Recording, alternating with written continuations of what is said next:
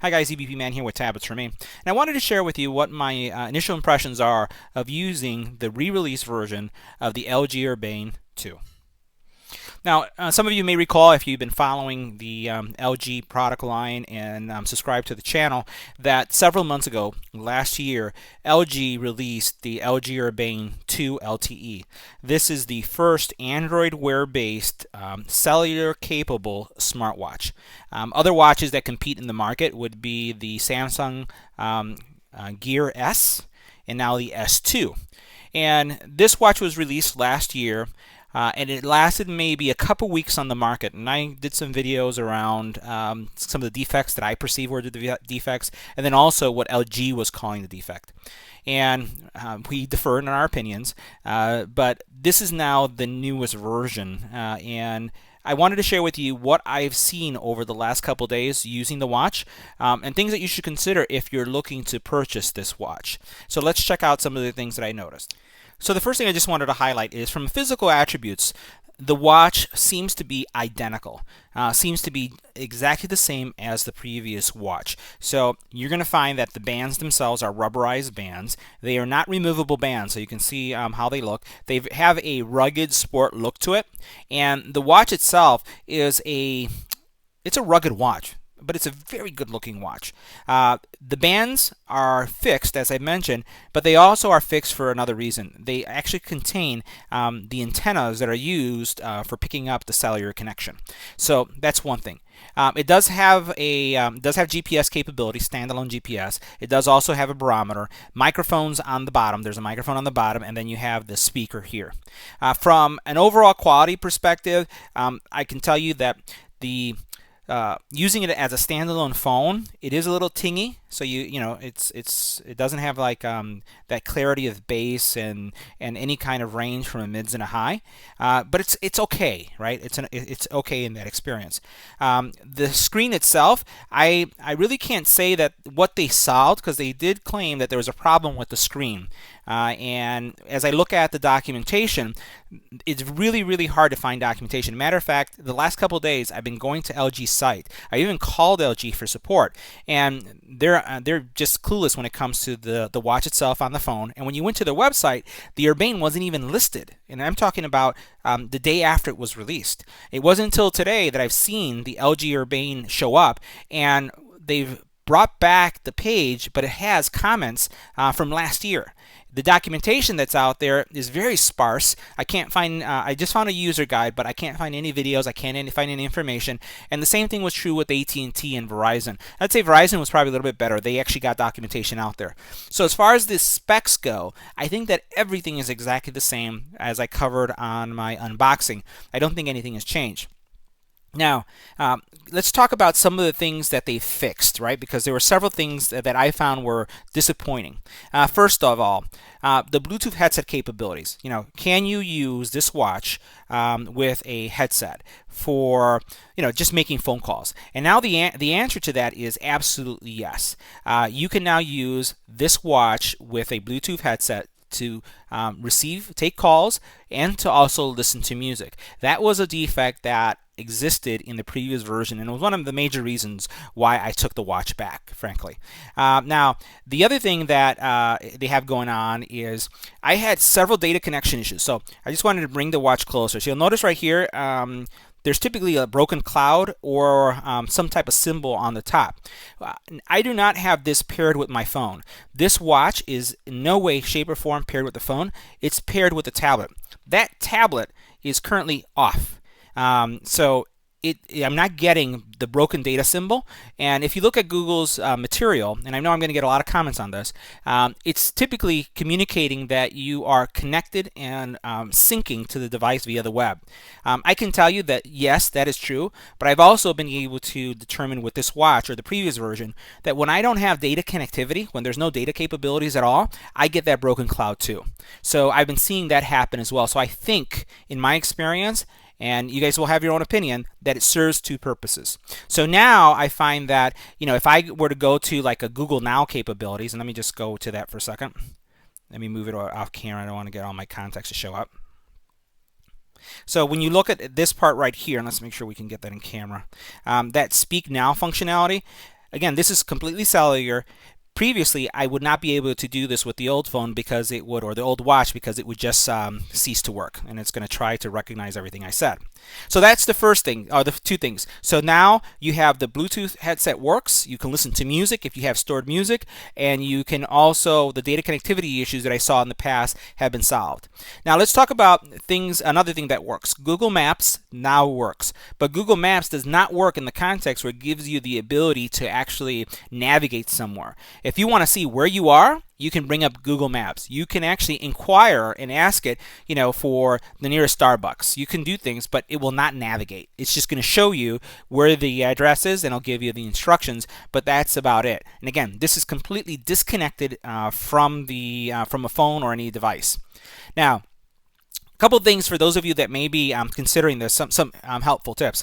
If you do press and hold this crown for over 10 seconds, it will restart in the event that you have a frozen phone or a watch. I've seen some people try to connect it on the back, and they said, my watch is frozen, what do I do? Well, you press and hold until it does a restart. If you press the button once, it's going to turn it on. If you press it twice, you're going to go into theater mode. And if you press this 3 times, you're going to go into boost mode, so that if you're outside and it's bright and you want to see it, you'll be able to do that as well.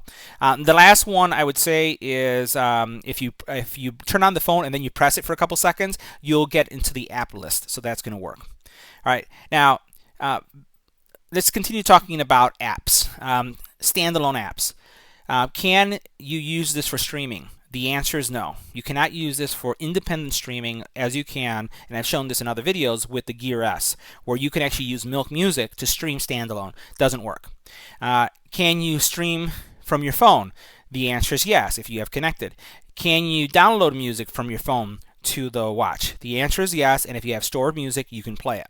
So that's important to note. The other thing that we'll talk about is overall battery life. Kind of disappointing, and I'm hoping they're going to do something about this.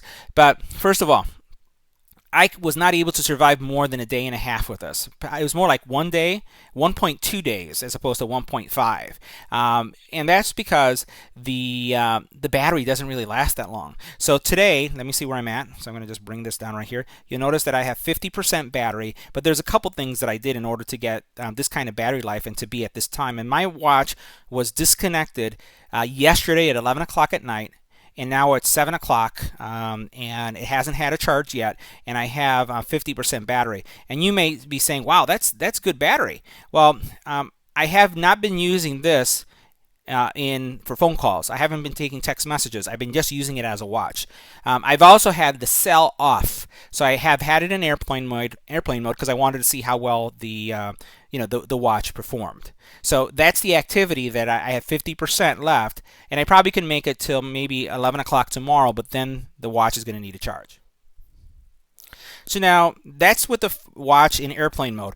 How well does the watch work with number sync? So I'm going to swipe over, and I'm going to go over to the number sync. I'm going to go into settings. And number sync is a feature available on AT&T that gives you the ability, and this is under the cellular feature, so we're going to go into cellular. And I'm going to come down, and you'll see that area that says number sync.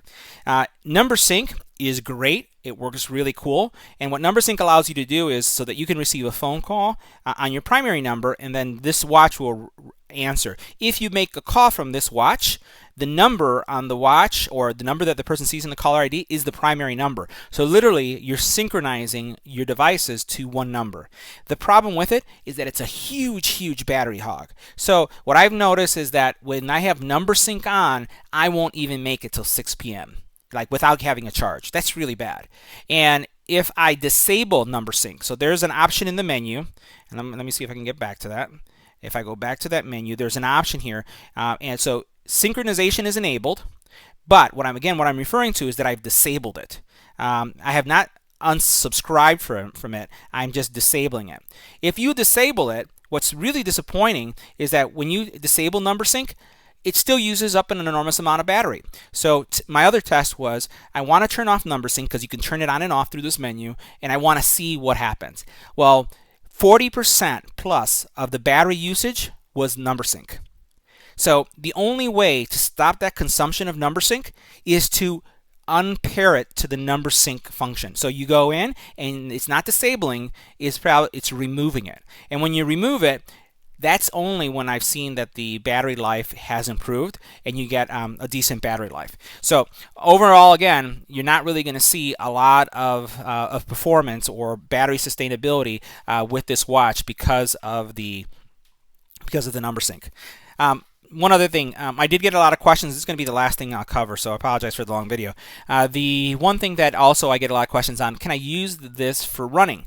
And the answer is yes, but you'll have to use Google Fit. You'll have to use so Runkeeper doesn't work.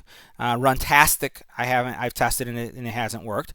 Endomoto does, so if you want to use Endomoto, and again, you'll be able to use the GPS capabilities with your run. So that's everything I can share with you guys regarding the LG Urbane 2 LTE. One thing that I will just let you know is that if you do get this watch, you're probably going to run into trouble with your carriers, because my carrier, I had to work with them extensively to get the LTE capabilities to be consistent. And I'm hearing that that's not unique just with AT&T. I'm hearing that this is also something that's been happening on Verizon, where people have been not having the best connectivity on the watch. And it's not thing that has to do with the watch. It has to do with configuration and profiles that are at the carriers. So just be aware of that. So is this a watch that I like? Is it a watch that I would recommend? I still would say that this is probably my favorite looking Android watch. I really like the way it looks. I like the way it looks on my wrist. I prefer it look from the Gear S, but the battery life of having to charge it every night is kind of in the realm of the iWatch, and I would expect more from an Android device. So if you have any comments or questions, please let me know. If you like the detail that I put in this video, please give this video a thumbs up. I know that some of you will have an opinion that the product kind of sucks, but thumbs up for the detail and the information I'm sharing with you. And then also take a look at some of the other videos on how the call quality works, because none of those things have changed. And as always, thanks for watching, and don't forget to subscribe and share. Thanks.